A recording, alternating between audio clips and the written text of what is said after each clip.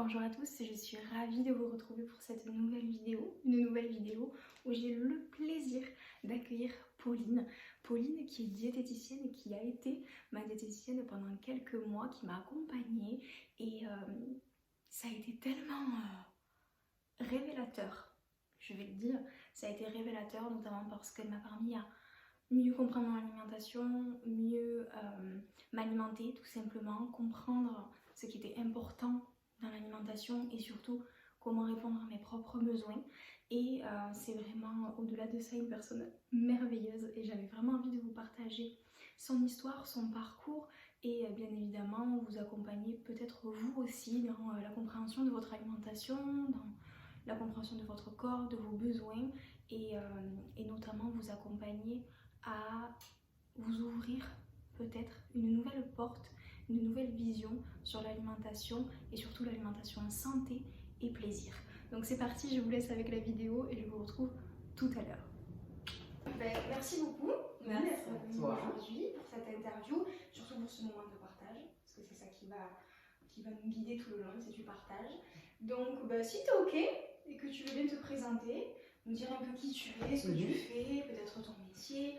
Et justement, donc aujourd'hui, on va parler de diététique et nous parler aussi de tout cet univers que tu maîtrises à la perfection.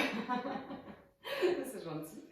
Eh bien, je m'appelle Pauline, j'ai 35 ans et aujourd'hui, ça fait 2 ans et demi que je suis diététicienne nutritionniste. C'est assez récent. Et avant ça, j'ai été dans la rééducation, où je faisais tout ce qui est rééducation par le sport, dans une clinique de rééducation. Ça pendant presque 10 ans. Et puis, sûrement le virage des 30 ans, j'arrête tout. Ok. Je repars à l'école. D'accord. Et pour faire mon BTS diététique, que je valide au bout de ces 2 ans. Et tout s'est enchaîné. Donc, je travaille dans une clinique une journée par semaine. J'ai monté un premier cabinet. Et puis finalement, là, depuis quelques jours, ça fait 1 an que j'ai monté le deuxième, voilà, qui est maintenant le seul et unique, et où je travaille tout ce qui est effectivement la nutrition, et je me suis spécialisée dans le médico-esthétique. D'accord. Voilà. Waouh, beau parcours. Donc le virage des 30 ans, ok. Voilà, le virage des 30 ans, on change, on arrête, on recommence. C'est génial, justement, renaissance. Exactement, à la complète. Et est-ce qu'il y a quelque chose qui t'a amené justement à la diététique? Est-ce que c'est une période de ta vie? Est-ce que c'est ou simplement une passion de l'alimentation? Je sais pas. Est-ce qu'il y aurait une raison qui t'aurait guidée vers la diététique? Tout. Okay. L'alimentation, elle a toujours fait partie de ma vie. J'ai été danseuse classique pendant 16 ou 17 ans à peu près, plutôt à haut niveau. Donc l'alimentation c'était très présent. Le corps était très présent, l'image du corps était très présente aussi. Donc ça, c'était vraiment une grosse partie. Après, j'ai fait des études dans le sport, donc l'alimentation était toujours là. Et voilà, et c'était ma passion au quotidien, que ce soit de cuisiner, de bien manger, de trouver des recettes, d'inventer des recettes. Voilà, ça c'était le quotidien. Et puis je me suis rendu compte avec la rééducation qu'il manquait encore quelque chose. En fait, il y avait... c'était pas le soin pour le soin, en fait, il y avait une globalité que j'arrivais pas à avoir, forcément, parce que moi j'étais vraiment sur la rééducation physique. Et puis, je suis arrivée au bout du chemin dans mon travail de rééducation. J'aimais ça, ça me passionnait, mais je suis arrivée au bout. Et je me suis dit, qu'est-ce que tu fais? Et en fait, l'alimentation, c'est revenu numéro 1. Je me suis dit, pourquoi pas passer le BTS et voilà. Exactement. Okay. Et c'est comme ça que la voiture est partie. Naturellement, c'est les graines qui se sont blindées. C'est ça. Après 30 ans, ça ne tout jamais. Quoi. Exactement. Et je me suis dit, en fait, non, c'est ça que j'ai envie de faire et voir un autre aspect de la santé en fait, et du soin. Oui, parce que finalement, toi, c'est plutôt vers ça que tu le tends. Ça serait vraiment pour une vision de santé et à l'accompagnement pour un bien-être en général. Oui, un bien-être vraiment général. Que les gens se sentent bien, qu'ils se sentent en harmonie avec eux-mêmes, et que surtout, voilà, que la santé prime surtout, absolument tout. Ok, et du coup, est-ce que toi tu aurais finalement, quel a été ton parcours avec l'alimentation? Parce qu'en étant quand même danseuse à haut niveau, est-ce que ça n'a pas été justement un parcours un peu difficile de relation à l'alimentation? Oui, c'est difficile. Ouais. C'est difficile puisque c'est un sport où c'est le culte du corps, de la minceur. Donc très difficile, surtout la période ado, puisqu'on a tous ces petits changements hormonaux qui nous font bien plaisir. Donc moi je suis partie avec une morphologie plutôt maigrelette, à prendre avec l'adolescence pas mal de poids.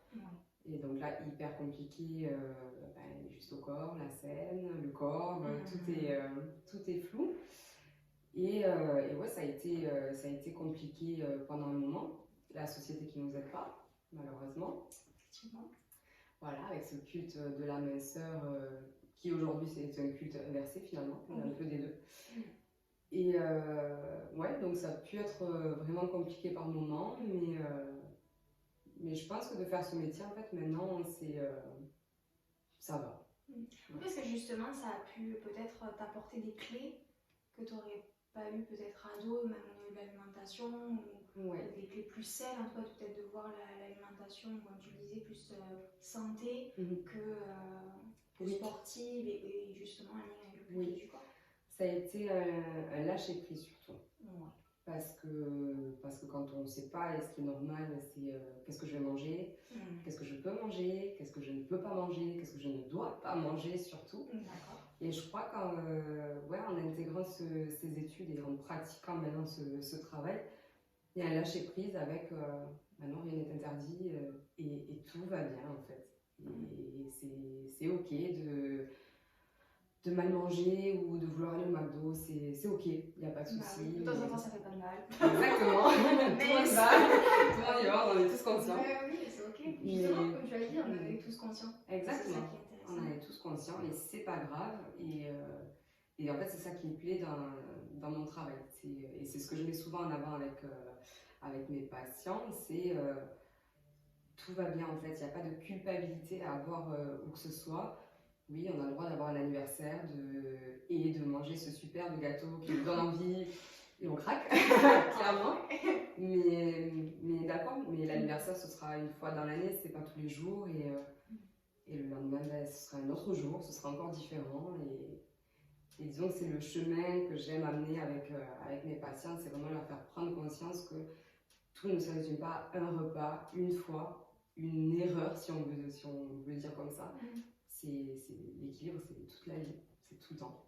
Donc finalement, en fait, ça serait ça. Dans l'alimentation, ce qui serait important, c'est trouver l'équilibre. Exactement.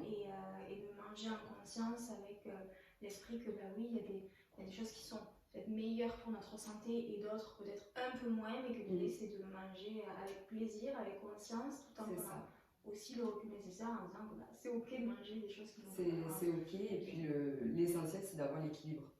Et de se dire, oui, il y a des moments où je vais manger sainement parce que c'est la saison, parce qu'on est dans une période où on en a envie. Puis il y a des périodes où on n'a pas envie, parce que ça ne va pas, parce que le travail c'est compliqué, la vie perso elle est compliquée. Et ben, l'alimentation elle va peut-être pas primer à ce moment-là, ou elle va primer, mais pas de la bonne façon. C'est possible aussi. Et c'est d'accord, on l'accepte. Mais c'est vraiment de se dire, demain ce sera différent, dans un mois ce sera différent. Et puis on verra. Qu'est-ce que je fais à l'instant T, qu'est-ce que je suis en capacité de faire. Et c'est déjà pas mal. Donc tu penserais aussi peut-être de laisser la possibilité à lâcher le contrôle finalement sur notre alimentation. Complètement. Voilà, c'est vraiment ça. Entre guillemets, ce que j'ai toujours, c'est bien d'avoir un objectif. Mais un objectif ne s'atteint pas forcément toujours. C'est plus une ligne de conduite. Mais oui, on mange, on a une trame de l'équilibre alimentaire qui soit adapté ou pour le commun des mortels, vraiment pour tout le monde. Mais oui, on accepte qu'à certains moments, c'est pas possible. Ok. Voilà, c'est pas grave. Je te fais repartir encore plus. Exactement. Parce que ça fait une semaine que c'est la fiesta au niveau de la cuisine. Alors c'est des brunchs par-ci, des restos par-là et des machins. Et on me dit, oh quand même, oui, ça fait 6 mois que tu manges très bien et tout. Là, ça fait une semaine de relation. Je vais repartir beaucoup moins culpabilisée. Exactement. Voilà. Et tu vas encore plus en profiter, tu vas dire, mais en fait, ce brunch, il est encore meilleur que ce que je croyais. Alors, sur le moment, je prenais grave le plaisir, et même après, je me suis dit, bon, finalement, on recevrait ça, mais. Là, c'est bon, quand tu manges un brunch, tu penses à moi, et tu te dis, non, mais elle a dit que c'était bon. Elle dit que c'était bon, de bruncher. Je veux dire ça à toutes mes copines, elles m'ont adoré. Et puis, c'est brunch toutes les semaines. Tous les dimanches, c'est parti. Tous les dimanches, c'est brunch. Non, mais c'est intéressant parce que justement, moi aussi, j'ai eu une alimentation très compliquée, une relation à l'alimentation et au corps très très compliquée pendant toute mon adolescence, beaucoup. Enfance aussi, alors je sais qu'il mangeait un peu de tout, mais j'étais la seule de la famille qui mangeait beaucoup. Beaucoup et de tout. Et c'est vrai que ça a été pas évident pour moi de changer ma vision sur l'alimentation. Parce que finalement, et même en parlant autour de moi, même avec mes clientes, la plupart du temps, c'est ce qui ressort, c'est toujours une vision assez négative de certains aliments. Et ça, j'ai pas le droit, ou ça, c'est pas bon, ou ça, ben, c'est trop gras, trop sucré, trop machin, donc j'évite. Et j'évite au point de me frustrer et finalement de craquer quelques semaines après, ou même ne serait-ce que quelques jours plus tard, où c'est la débandade et puis toujours dans l'excès. Finalement, la culpabilité est bien plus importante et a un impact aussi. Et il a un impact énorme et il faut arrêter de culpabiliser. Ça, c'est la première chose. Il faut savoir que tout ce qu'on fait, généralement, on le fait, il y a une raison. Je vais pas bien, je suis triste. Bah, j'ai du chocolat à la maison, je vais manger. Mais il y a une raison. Ton cerveau te l'a demandé, ton émotion te l'a demandé et c'est pas grave en fait. Il faut arrêter de se flageller en permanence. Malheureusement, la société elle nous amène à ce genre de choses. Le culte de la minceur, du corps parfait. Le corps parfait, il n'existe pas. Le corps parfait, c'est celui dans lequel on se sent bien. C'est pour ça que même au cabinet, des fois, j'ai des gens qui arrivent avec des objectifs de poids ou des objectifs de morphologie. Mais ce ne sera pas forcément atteignable. Ça peut donner une ligne de conduite, mais ce n'est pas atteignable. C'est pas palpable parce que la morphologie ne le permet pas, parce que la société ne le permet pas, parce que le temps ne le permet pas aussi. Et il faut arrêter cette culpabilité vraiment. Et peut-être même remercier notre corps en fait, parce qu'il fait quand même des choses plutôt pas mal.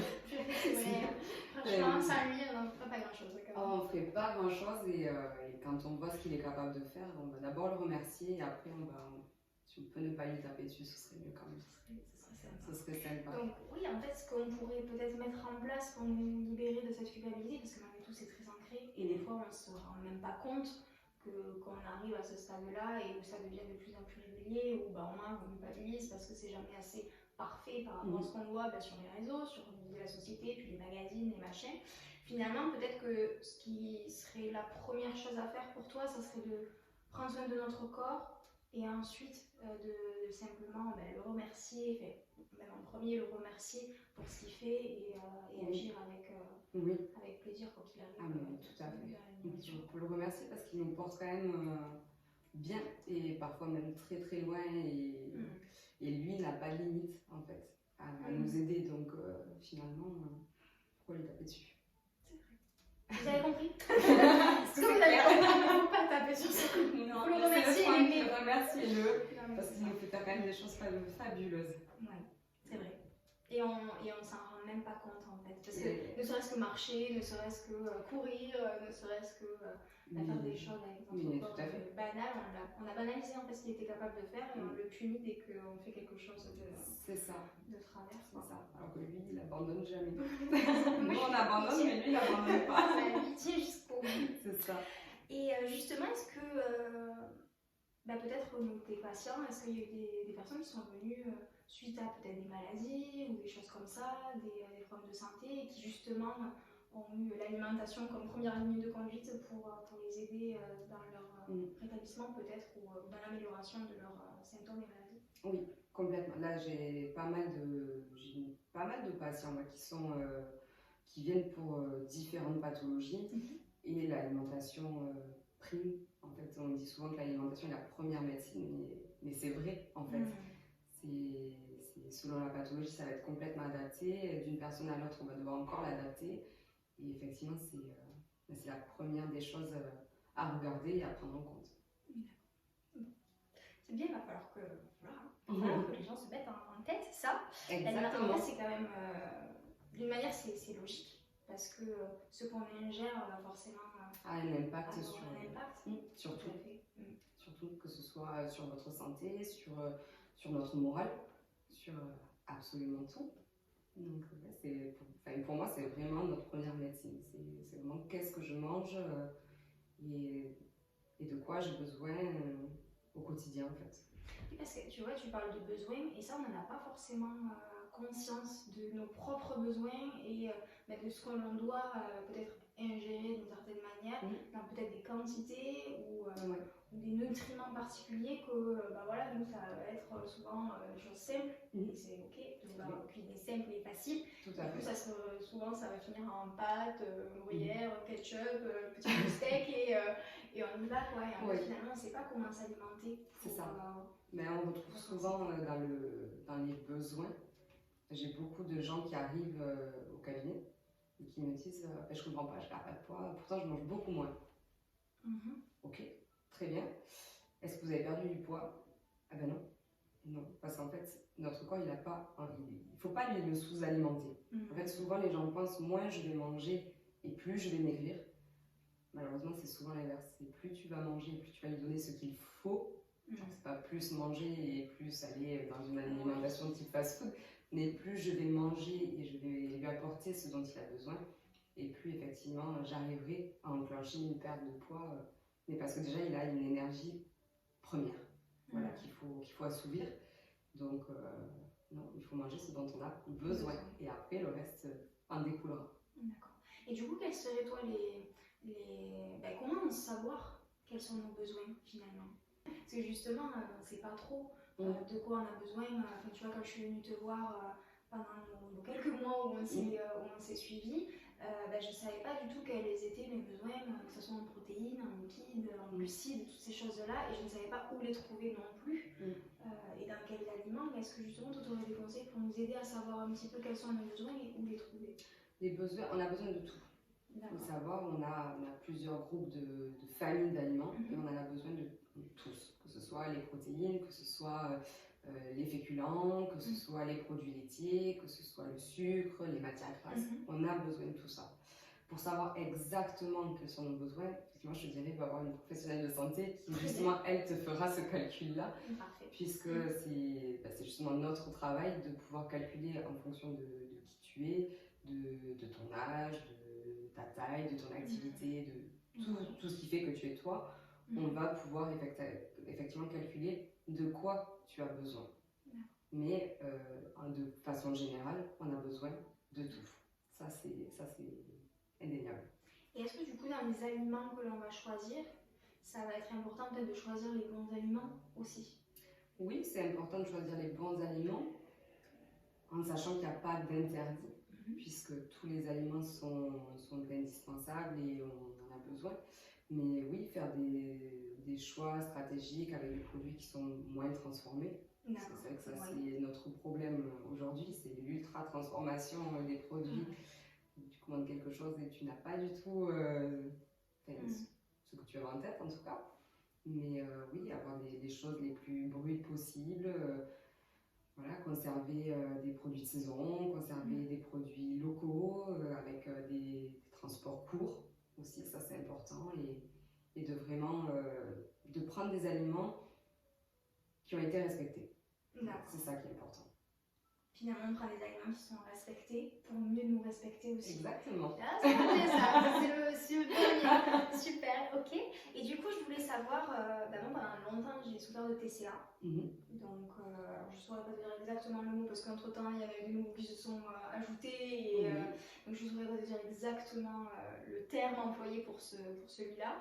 Et du coup, je voulais savoir, toi, est-ce que tu accompagnes des personnes qui souffrent peut-être de TCA et justement, peut-être est-ce que tu aurais des petits tips, alors je dirais des solutions, mais c'est pas plus complexe que ça pour dire des solutions, mais des choses qui pourraient aider peut-être ces personnes à se cacher la grappe et à avancer aussi dans une reconnexion avec une alimentation plus saine et un rapport au corps aussi plus bienveillant.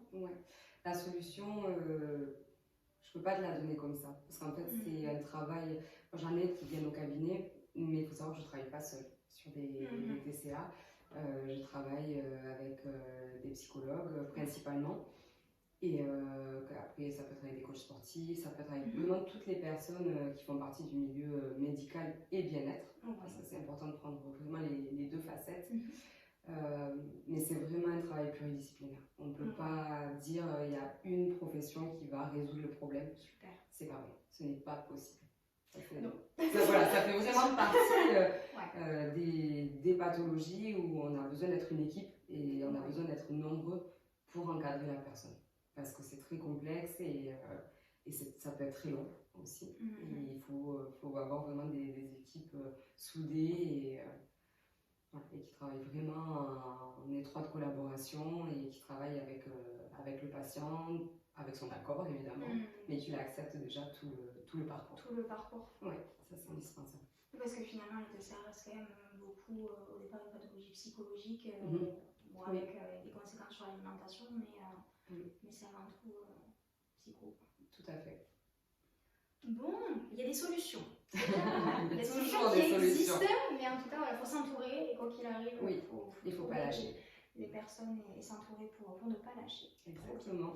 Et du coup, est-ce que tu pourrais me parler un petit peu de l'alimentation consciente, puisque justement, on en avait parlé pendant notre accompagnement, que j'arrive de plus en plus à faire. Franchement, je m'étonne de jour en jour, mais justement, peut-être nous parler un petit peu plus de cette manière de s'alimentation, cette manière de s'alimenter. De s'alimenter, oui. L'alimentation pleine conscience. Moi je trouve ça hyper important de prendre conscience de ce qu'on mange. Mais prendre conscience, c'est prendre du temps. Voilà. Ça par contre, il ne faut pas l'enlever, c'est le nerf de la guerre, le temps. Mais c'est prendre le temps de voir ce qu'on mange. Déjà, ce qu'on prépare, ce qu'on va acheter, ça commence par là. Et le plaisir qu'on ressent en fait. Quand on mange tel ou tel aliment, tel plat qu'on a préparé. Mais c'est vraiment, pour moi, la clé, c'est de prendre du temps et de vraiment se poser, de dire oui, je suis en train de manger tel aliment et ça me fait plaisir et voilà, et de le savourer et de déguster tranquillement. Parce qu'en fait, tu vois, tu parles beaucoup du plaisir, ce qui est quand même la base. Si on mange et qu'en plus de ça, c'est pas bon. C'est ça. Mais est-ce que justement, le fait de prendre du plaisir, ça peut pas nous aider même au niveau de la perte de poids ou de la prise de poids, parce que c'est aussi, pour certaines personnes, c'est aussi ça. Est-ce que justement le fait de prendre plaisir ne peut pas nous aider à être beaucoup plus à l'aise avec l'alimentation, notre corps, et potentiellement avoir des résultats plus marquants avec le temps? Pour moi, la base, c'est le plaisir. C'est vraiment la base, c'est ça. C'est effectivement, je prends une consultation avec une patiente et on va parler effectivement de ce dont elle a besoin, on va le calculer, on va vraiment l'analyser. Mais pour moi, la première chose, c'est d'arriver à faire des assiettes qui plaisent et avec des aliments qui plaisent et sans se mettre de pression. Et vraiment se dire, quand je vais passer à table, ça va être chouette en fait. Parce que j'aime passer à table et j'aime bien manger et on est quand même plutôt nombreux à aimer manger. C'est vrai. Je fais partie de la team. Moi aussi, je fais partie de la team. J'aimerais qu'il y ait plus de repas dans la journée encore, mais... Pourquoi se limiter à 3? Je comprends pas. C'est ça, voilà, donc il faudrait en mettre un peu plus, mais oui, là, c'est le plaisir. Parce que le repas, c'est indispensable de prendre du plaisir quand on mange. Manger, c'est une obligation. On n'a pas d'autre choix que de manger. Si on ne mange pas, on ne peut pas survivre. Oui. Donc, autant que ce soit un super moment. Et c'est quelque chose de tous les jours et ça passe par, je fais cette recette, elle me plaît et je vais passer à table, ça va être un bon moment et ça ne doit pas être une source de stress. Pas du tout. Oui, donc prendre du plaisir autant en faisant les courses que jusqu'au moment où... Voilà, pour ceux qui arrivent à prendre du plaisir en faisant les courses. Ah oui, j'adore.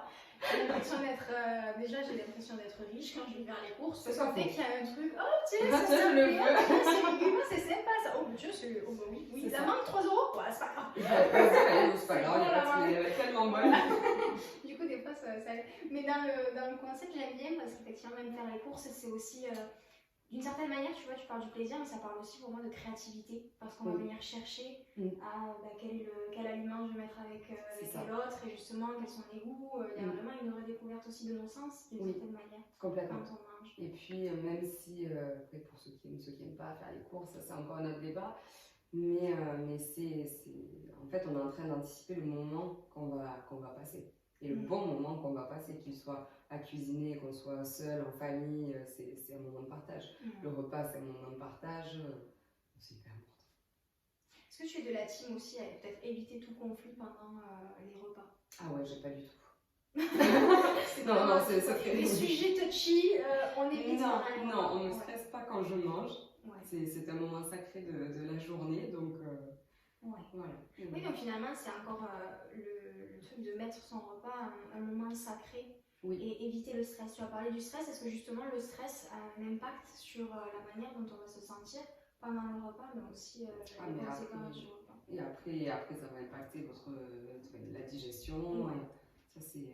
non, pas de stress quand on mange. C'est le moment de plaisir. Si on peut d'ailleurs éviter le stress tout court, ce serait mieux. Alors ça, ce serait encore mieux. C'est plus difficile, mais ce serait encore mieux. Mais non, pas de source de stress quand on mange, c'est un moment de plaisir.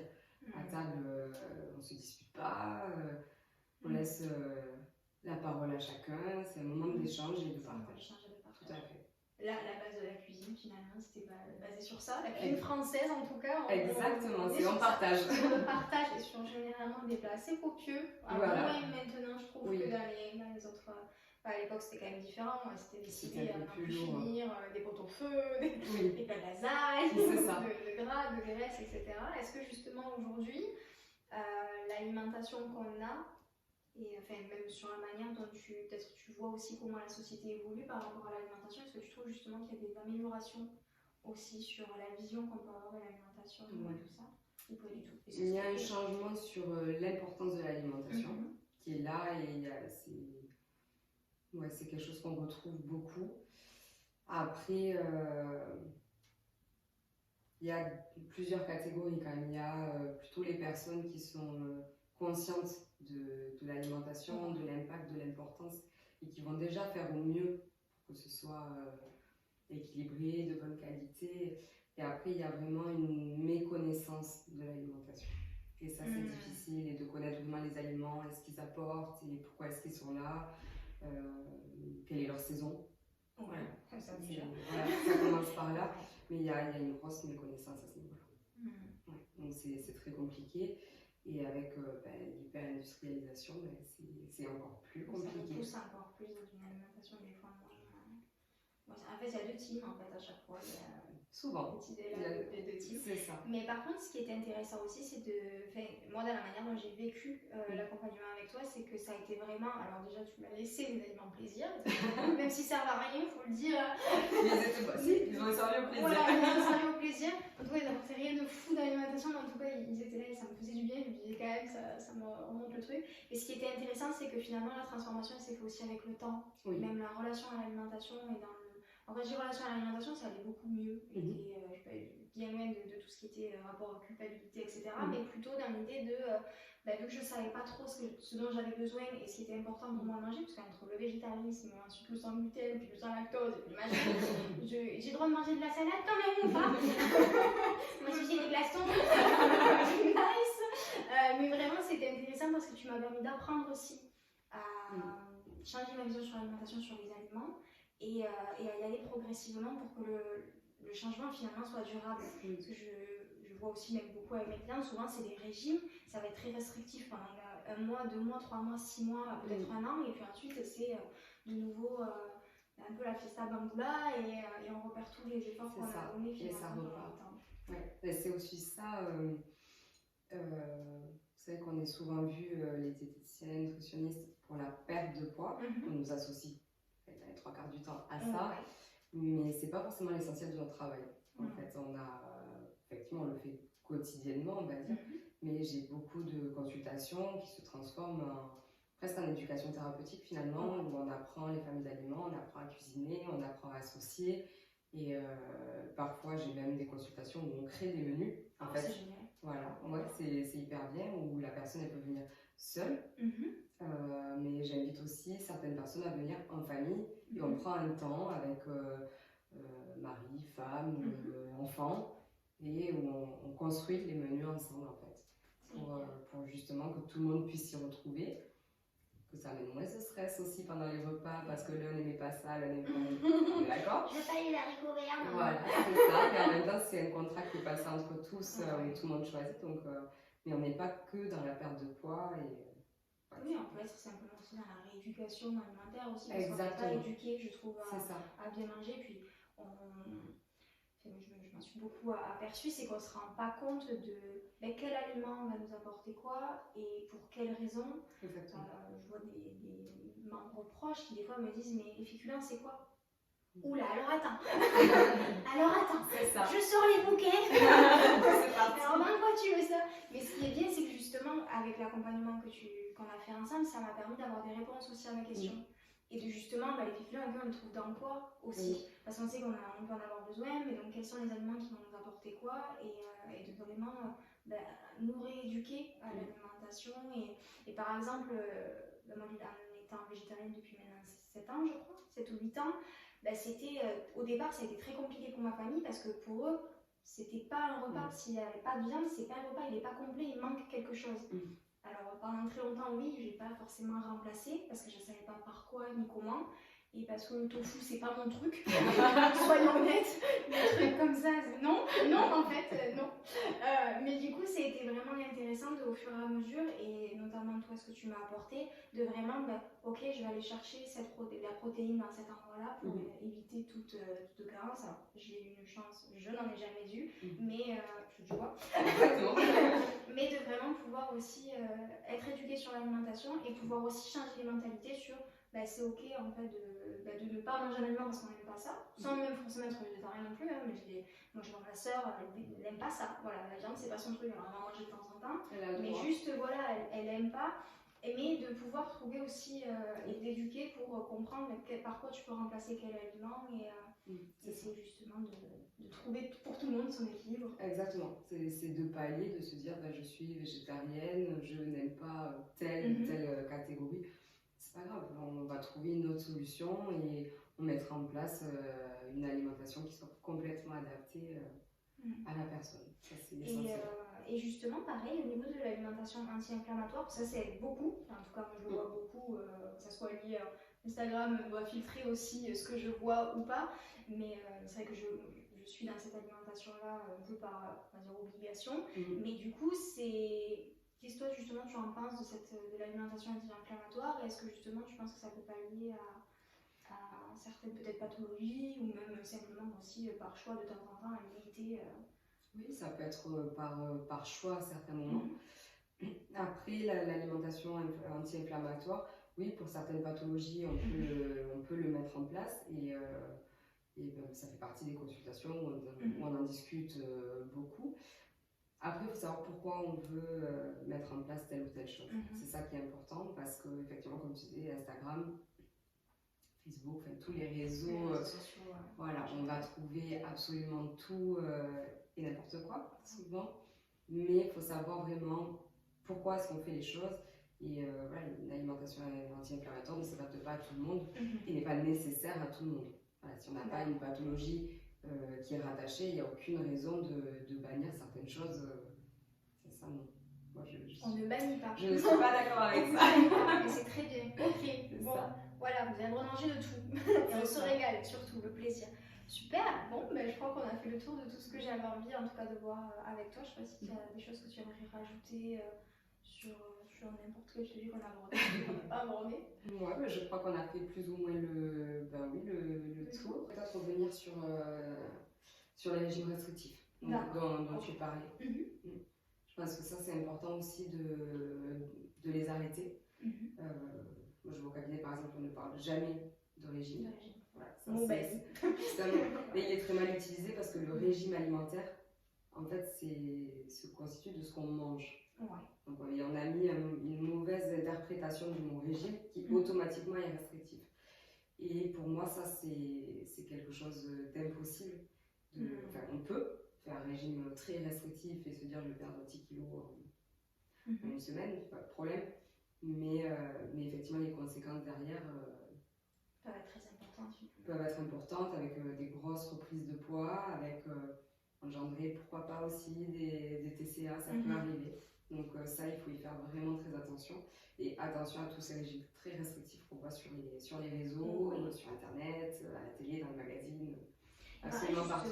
Oui, quand tu parles de ça, parce que pareil, il y a eu une période là où on parlait du jeûne à n'en plus finir. Qu'est-ce que toi tu en penses justement du régime du jeûne intermittent?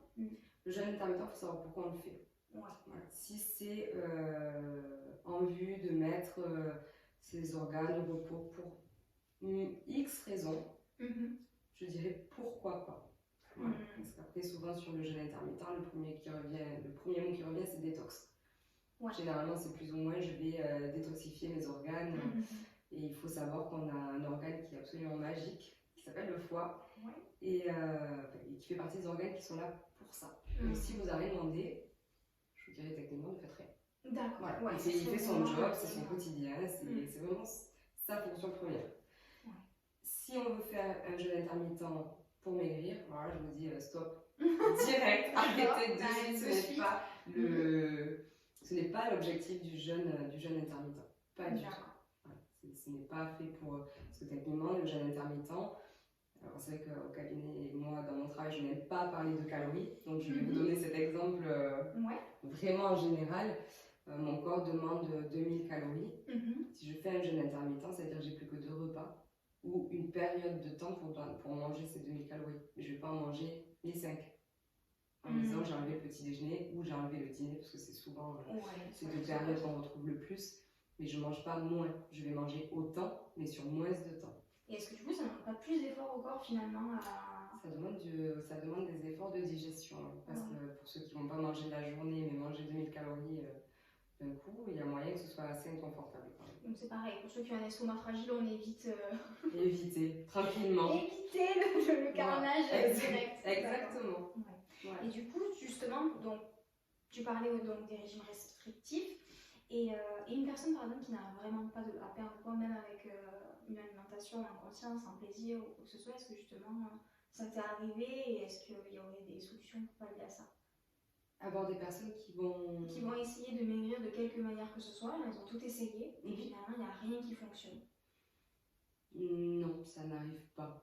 Enfin, en tout cas, au cabinet, ça n'arrive pas puisque généralement on arrive à trouver. Le but, c'est qu'on arrive à trouver la solution. Qu'elle soit alimentaire ou pas. Ça peut. J'ai aussi le cas où des fois on n'est pas sur quelque chose d'alimentaire, on est plus sur du psychisme. Voilà, on peut. Moi, j'ai constaté parce que je travaille en étroite collaboration avec une psychologue et on s'est aperçu que parfois les pertes de poids étaient plus mentales, émotionnelles que mécaniques finalement. Et nous, on n'arrive pas à faire une perte de poids, ce n'est pas possible. Généralement, je la renvoie à ma collègue. Et étonnamment, après une séance, on peut voir des kilos en moins. Ah, ça c'est très intéressant. Oui, c'est très intéressant. Et c'est quelque chose qu'on travaille avec. Nous arrivait de voir des 1,5 kg, 2 kg en moins après une séance avec la psychologue parce qu'il y a des blocages émotionnels. Mais on ne peut pas dire qu'il n'y a pas de solution. La solution, il y a toujours une solution. Quoi qu'il se passe, il y a une solution. Voilà. Et après, ça va donner de l'espoir. Exactement. Et on travaille autant sur le psychique que sur le mécanique qui est indispensable. Parce que finalement, on est une grande machine, mais il faut trouver quel est le boulon qui coince, quoi. C'est ça, exactement. Et c'est pour ça que moi, c'est ce que j'aime dans mon travail, c'est qu'on peut travailler avec plein de gens différents, plein de professions différentes. Et c'est magique. C'est un saint, c'est l'union qui fait la force. Exactement. C'est l'union qui fait la force. Trop bien. Mais écoute, merci beaucoup. Et donc pour finir, est-ce que tu aurais un message toi à faire passer, quelque chose que tu penses important à transmettre peut-être à des femmes qui traversent une relation compliquée, peut-être avec l'alimentation et qui ont besoin peut-être de se loger la grappe et un message qui te parlerait? Je pense que première chose que je dis souvent à mes patients, c'est déjà vous faites comme vous pouvez et c'est déjà pas mal. Ouais, ça c'est vraiment une phrase qui revient. Et oui, on se lâche la grappe et si on n'y arrive pas, soit on s'entoure de professionnels qui vont aider, soit on accepte peut-être que c'est pas le bon timing. Ça peut arriver aussi. Et puis les choses viennent, reviennent, repartent et c'est comme ça. Mais déjà on fait ce qu'on peut, c'est déjà bien. Ok, génial. Et puis il y a toujours des solutions. Et il y a toujours des solutions. Toujours. Et quoi qu'il arrive, la cerise sur le couscous, le plaisir avant tout. Exactement, c'est c'est bon. On se le fait ce brunch du coup. C'est parti. On y va. Mais en tout cas, merci beaucoup pour ta venue, pour ce beau partage et sur toutes les bonnes clés que tu nous as permis d'avoir grâce à cet échange. Donc, merci. Merci à toi. Merci à vous d'avoir regardé cette vidéo jusqu'au bout. N'hésitez pas à venir nous poser vos questions en commentaire si vous en avez, à venir échanger aussi avec nous. Je vous mets en description tous les contacts de Pauline pour que vous puissiez la retrouver. Et n'hésitez pas à aimer, à partager cette vidéo si vous pensez qu'elle peut être utile à une personne de votre entourage. Et je vous dis encore merci et à très bientôt pour une prochaine vidéo.